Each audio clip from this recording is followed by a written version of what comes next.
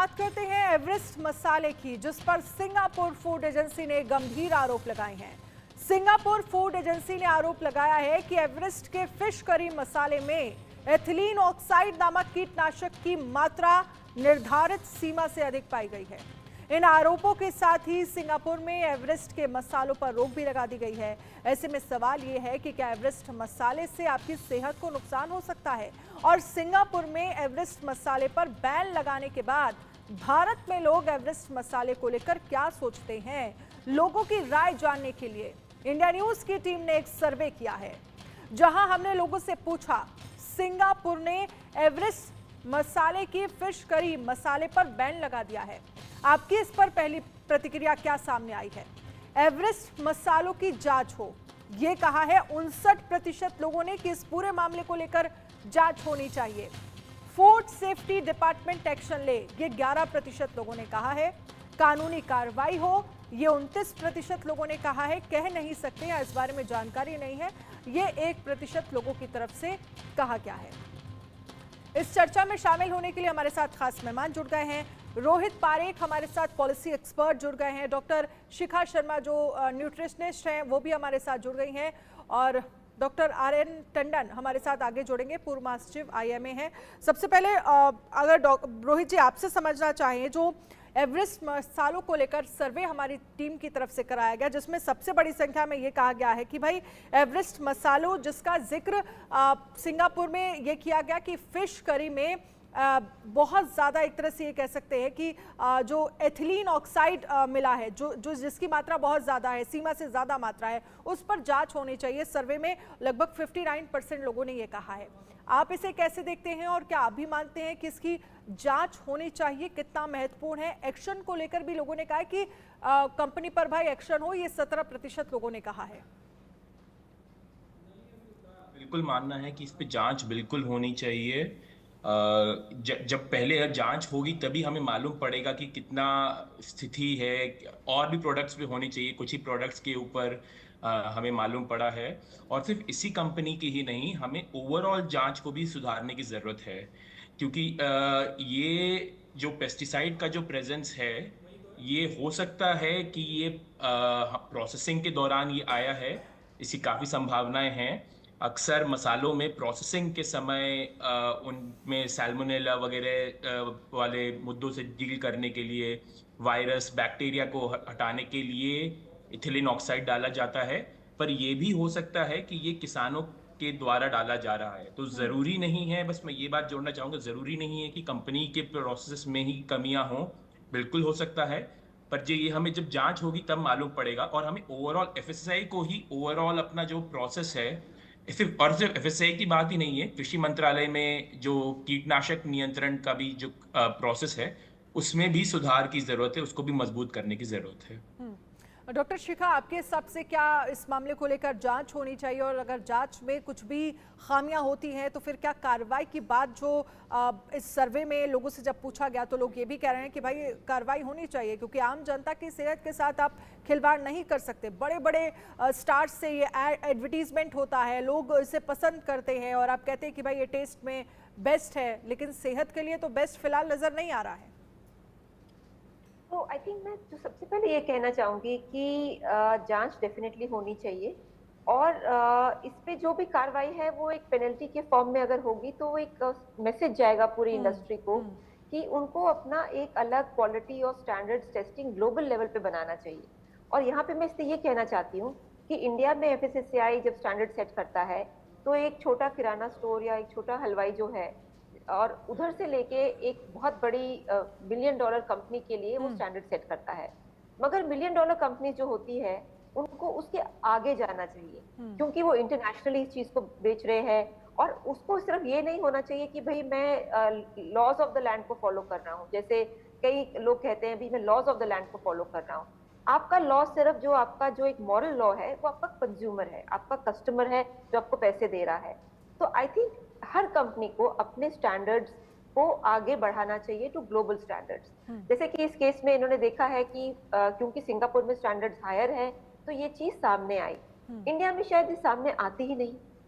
तो इसीलिए हर कंपनी को अपने कंज्यूमर को ही अपना एक गोल्ड स्टैंडर्ड मानना चाहिए कि उसके लिए बेहतर क्या है। ये नहीं कि अच्छा अगर हमारे कंट्री में उस पे एक क्लैरिटी नहीं है या डेफिनेशन नहीं है तो कंपनी कैन गेट अवे, मतलब उसको ऐसा लूज या लूपहोल नहीं मानना चाहिए।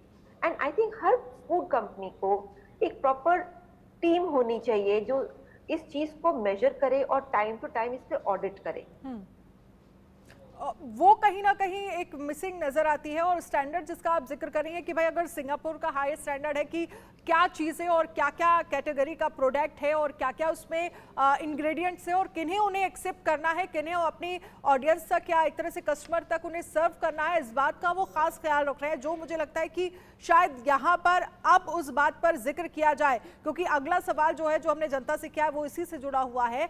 क्या जाँच पूरी होने तक एवरेस्ट मसालों की बिक्री पर रोक लगा देनी चाहिए? हाँ कहने वाले लोगों की संख्या बहुत ज्यादा है। 83% लोग ये कह रहे हैं कि पूरी तरह से रोक लगा देनी चाहिए जब तक जांच नहीं हो जाती मसालों की।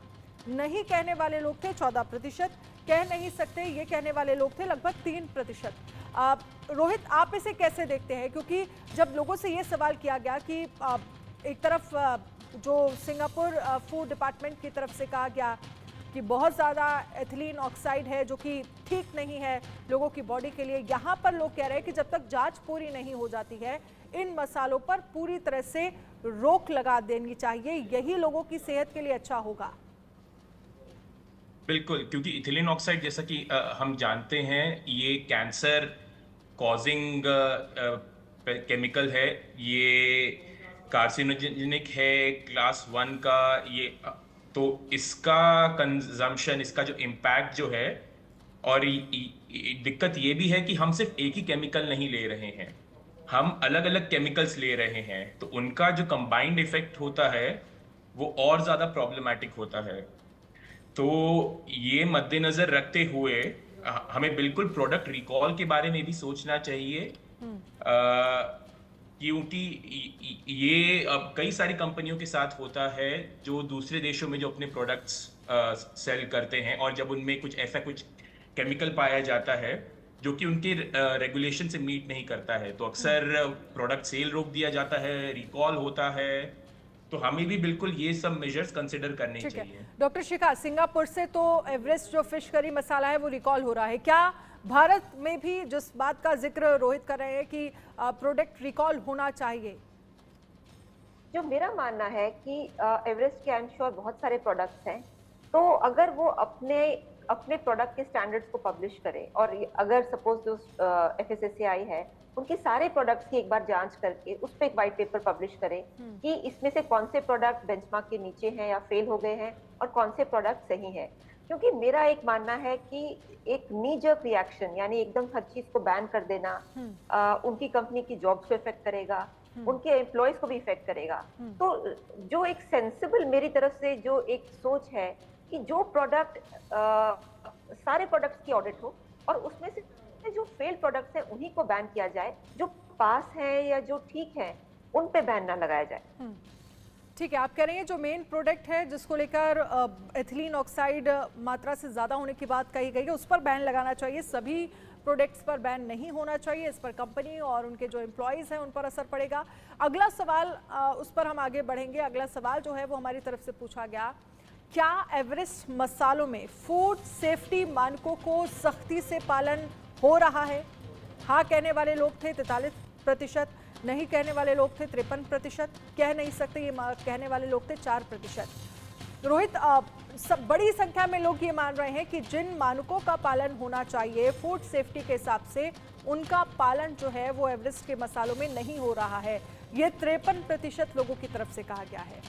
क्या है आपके हिसाब से, क्या वाकई जो चीज़ें जो इंग्रेडिएंट होने चाहिए मसालों में उनको लेकर खास ख्याल रखा जा रहा है, और रखा जाता तो फिर इस तरह के नतीजे क्या सामने आते हैं जो सिंगापुर में देखने को मिला?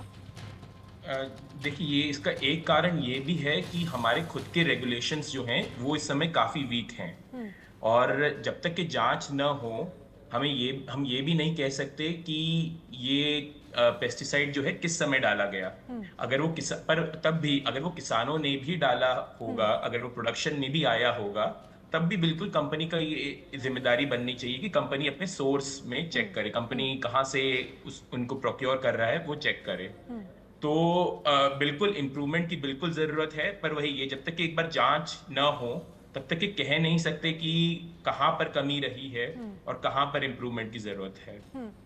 ठीक है डॉक्टर शिखा, कंपनी एक ऐसा मिडेटर पॉइंट है, मिड पॉइंट है कि जिम्मेदारी end of the moment company पर ही बनती है, क्योंकि अगर रॉ मसालों की बात करें तो आपने किसानों से खरीदा या वहां पर ज्यादा पेस्टिसाइड्स यूज किया गया या फिर कंपनी में ज्यादा किया गया, जिम्मेदारी तो कंपनी की ही बनती है, क्योंकि आपके जरिए और आपके नाम पर ही लोगों तक पहुंच रही है चीजें। जी, मैं यहाँ पे इनफैक्ट एक चीज ऐड करना चाहूंगी। जब हम किसी ब्रांड का जो एक परिभाषा है, एक डेफिनेशन है, ब्रांड की परिभाषा है customer experience and the trust and love the customer places in that brand. यानी कस्टमर का जो एक्सपीरियंस है एक एंटिटी के साथ, एक ऑर्गेनाइजेशन, एक पर्सन, एक प्रोडक्ट, एक सर्विस, वो कस्टमर एक्सपीरियंस के बेसिस पे वो एक लॉयल्टी और एक ट्रस्ट आता है। तो एवरेस्ट मसालों को कंपनी को खुद रिफ्लेक्ट करना चाहिए, क्या आज की डेट में वो कस्टमर का ट्रस्ट अर्न करने की कैपेसिटी में है, और अगर नहीं है क्या इसका इतना बड़ा असर उनके ब्रांड पे नहीं पड़ेगा। तो जो भी उनको खर्चा करना है अपने रिसर्च में, अपने ऑडिट्स में, अपने प्रोक्योरमेंट क्वालिटी स्टैंडर्ड्स में, वो उन्हीं के लिए बेहतर है कि उन्हें करना चाहिए। क्योंकि मैं एक चीज जो बार बार रिपीट करना चाह रही हूँ कि जब एक कंपनी बड़ी होती है वो कंज्यूमर के पैसे पे बड़ी होती है, वो कस्टमर के ट्रस्ट पे बड़ी होती है। तो सबसे पहले सेल्फ रिफ्लेक्शन उन्हीं को करना चाहिए, क्या ये उनके लिए सही है, और कस्टमर की जो एक हेल्थ को एक रिस्क पे डाल के क्या उनका ब्रांड ज्यादा सरवाइव कर पाएगा। बिल्कुल, ये बड़ी बातें आप कह रही हैं, क्योंकि अगर आप बड़े हुए भी हैं कोई भी कंपनी, तो वो कस्टमर से आपने जो ट्रस्ट है वो गेन किया है, उस पर आप बड़े हुए हैं, आपको कस्टमर में बहुत ज़्यादा एक तरह से कह सकते हैं आपके प्रोडक्ट्स को पसंद किया है, उसके बाद आप यहाँ पर लाखों करोड़ों का मुनाफा आपको हुआ है। लेकिन अगले सवाल की तरफ हम आगे बढ़े तो क्या आपको लगता है कि मसालों में मिलावट का कारोबार चल रहा है? हाँ कहने वाले लोगों की संख्या थी 83%, 83% लोगों ने कहा है कि हाँ मिलावट का कारोबार चल रहा है। नहीं कहने वाले लोग थे 14%, कह नहीं सकते ये कहने वाले लोग थे 3%।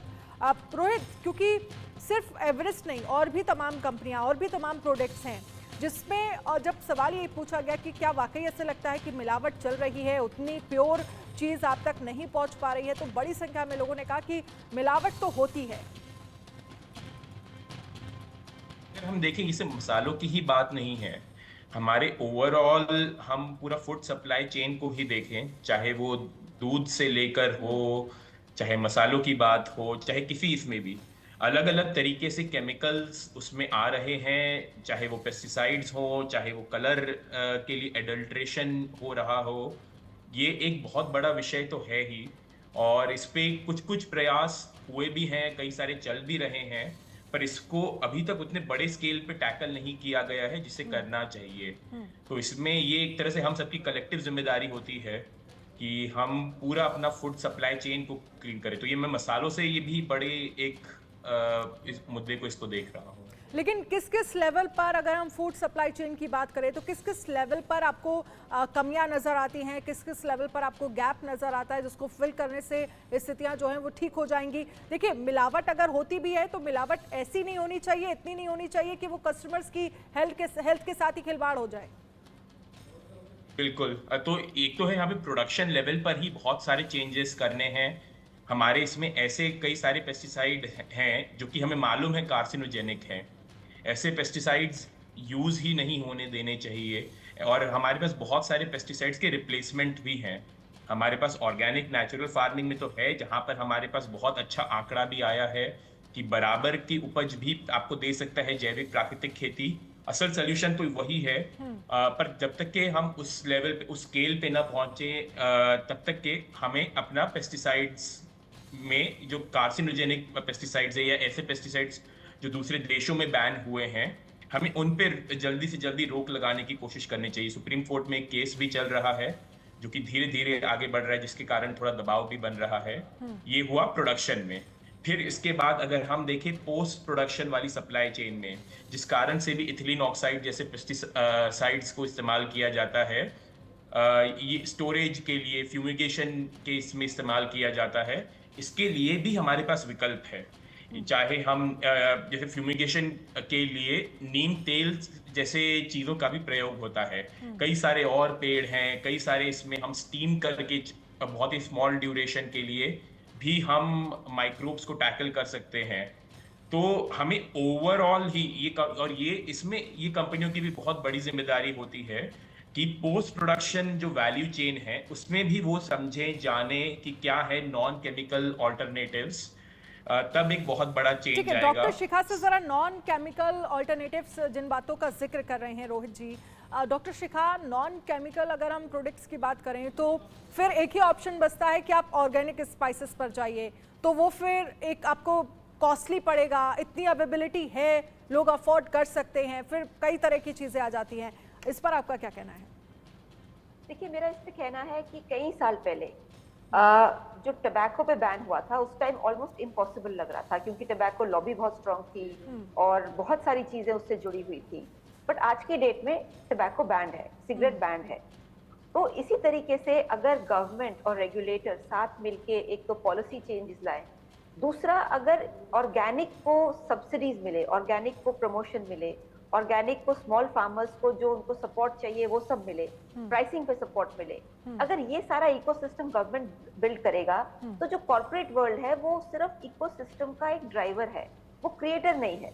तो अगर गवर्नमेंट एक पॉलिसी फ्रेमवर्क के तहत इस सबको क्रिएट करेगा कि नहीं, हम इन नेक्स्ट 10 सालों में इतने हेक्टेयर को हम ऑर्गेनिक बनाना चाहेंगे, उसके लिए जो सब्सिडी चाहिए, जो भी इस देश के लोगों की हेल्थ के लिए चाहिए, वो हम करेंगे। क्योंकि मेरा मानना है कि वो सब्सिडी ज्यादा फायदेमंद होगी बनिस्बत कि फिर हम जाके जब कैंसर एक्सप्लोड करेगा और उसका ट्रीटमेंट एक एक जने को हम कराएं, जो कि पॉसिबल नहीं है। इंडिया के, आपको पता है, हमारे देश में 1.5 बिलियन मतलब इतने लोग हैं कि वो पॉसिबल ही नहीं है। तो बेटर है कि हम उसको रूट पे ही आज से नेक्स्ट 10 इयर्स की पॉलिसी में चेंजेस लाएं। रोहित, आप क्योंकि जिस तरह जिन चीज़ों का वो जिक्र कर रहे हैं कि सबसे ज़्यादा तो सरकार की तरफ से एक सहयोग की ज़रूरत है किसानों को, कि अगर हम ऑर्गेनिक बेसिस पर मसालों या फिर और भी प्रोडक्ट्स में आगे बढ़ना चाहते हैं तो सरकार की तरफ से मदद होनी चाहिए तो संभव है, और वो भी इतने लार्ज लेवल पर नहीं संभव हो पाएगी कि सभी को आप ऑर्गेनिक स्पाइसेस या तमाम चीज़ें जो हैं वो आप प्रोवाइड करा सकें। तो ऐसे में एक सवाल ये भी है कि जो तमाम मसाले जिनकी सेल्फ लाइफ कंपनियां 2 साल 18 महीने या 16 महीने रखती हैं, क्या वो सेल्फ लाइफ को अगर कम कर दिया जाए तो केमिकल जो हैं वो कम यूज़ होंगे? क्योंकि जितना ऑथेंटिक रहेगा मुझे लगता है कि उतना ही मसाला ख़राब होना जो है वो जल्दी खतरा रहता है, तो इसीलिए केमिकल्स का इस्तेमाल किया जाता है कि सेल्फ लाइफ जो है वो बनी रहे। तो ऐसे में भी, और इसको लेकर भी क्या कोई गाइडलाइंस जारी होनी चाहिए या किया जाना चाहिए कि आप इतना लंबा टिकने वाला मसाला बनाइए मत कि आपको ज़्यादा उसमें केमिकल यूज़ करने पड़े? हाँ, ये बात बिल्कुल है कि हमारा जितना प्रोडक्शन और कंजम्पशन के बीच का जो टाइम पीरियड है उसमें कम से कम टाइम रहे, जितना फ्रेश रहे उतना ये बिल्कुल अच्छा रहता है। और उसमें बिल्कुल एडिशनल इंग्रेडिएंट्स जो हैं वो कम डालने पड़ते हैं, या फिर ये जो रिफाइनिंग और पॉलिशिंग के भी जो मुद्दे हैं जो हैं उसका एक बड़ा कारण है। और रिफाइनिंग और पॉलिशिंग में भी यही होता है कि जैसे आपके विटामिन्स और मिनरल्स निकाल दिए जाते हैं, चाहे वो तेल से हो, चावल से हो, और ताकि उसकी शेल्फ लाइफ बढ़े। तो बिल्कुल हमें जितना लोकलाइज, जितना कम स्केल पर प्रोडक्ट, जितने पास में प्रोडक्शन और कंजम्पशन रहेगा वो उतना बिल्कुल मदद करेगा। अब डॉक्टर शिखा, चलते चलते आपसे एक सवाल मैं समझना चाहूँगी, आप न्यूट्रिशनिस्ट हैं, अब किस तरह के मसाले और खाने पीने में अगर ये मसाले लोग मार्केट से लेने जा रहे हैं तो इंग्रेडिएंट से लेकर किन बातों का खास ख्याल रखना चाहिए, और उसी तरह के मसाले घर लेकर आने चाहिए जो लोगों की सेहत के साथ खिलवाड़ ना करें? और क्योंकि बहुत हार्मफुल है जिस तरह से कहा गया है, अगर जो केमिकल्स मसालों में है या जो चीज़ें, जो इंग्रेडिएंट हैं वो बहुत हार्मफुल हो सकती है। एथिलीन ऑक्साइड बहुत हार्मफुल है लोगों के लिए। जी बिल्कुल, जो मेरा मानना है कि जैसे अभी हमारे देश में ये तो फैसिलिटी अवेलेबल है कि अगर आप मोटे मसाले खरीदें और उनको कुटवा लें, अपने जो लोकल शॉप्स में ऐसी दुकानें मिल जाती है, तो वो एक तो उसका फ्लेवर बहुत अच्छा होता है, प्लस उसमें एडल्ट्रेशन की चांसेस बहुत कम होते हैं in terms of the external adulteration. जैसे हल्दी है, उसको अगर आप लेके पिसवा लेते हैं या तो उसमें आपका कम से कम 1 महीने का जो स्टॉक है आप बनवा के रख सकते हैं। और कई लोग ऐसे करते भी हैं, क्योंकि जब उनके छोटे घर में छोटे बच्चे होते हैं तो उनकी सेहत के लिए, या प्रेग्नेंट लेडीज होती हैं तो वो ये सब थोड़ा सा एक्स्ट्रा माइल जाते हैं। और फिलहाल तो मेरा यही सुझाव रहेगा कि जहां तक आप अफोर्ड कर सकते हैं ऑर्गेनिक लें, खासकर तेल कम से कम ऑर्गेनिक लें। ठीक तो है। ऑर्गेनिक तेल लें, और जो फ्रेश मसाले हैं अगर आप पिसवा के एक स्टॉक बनवा के रखिए अपने घर में, तो एक छोटा स्टेप होगा। आई नो इसमें एफर्ट ज्यादा है, मगर सेहत के लिए ये बहुत बड़ा स्टेप होगा। चलिए डॉक्टर शिखा, बहुत बहुत शुक्रिया इस चर्चा में शामिल होने के लिए। डॉक्टर रोहित, आपका भी बहुत बहुत शुक्रिया इस चर्चा में तमाम अहम जानकारियां हमारे साथ साझा करने के लिए। और अब चलते चलते कल की खबर आज जान लीजिए।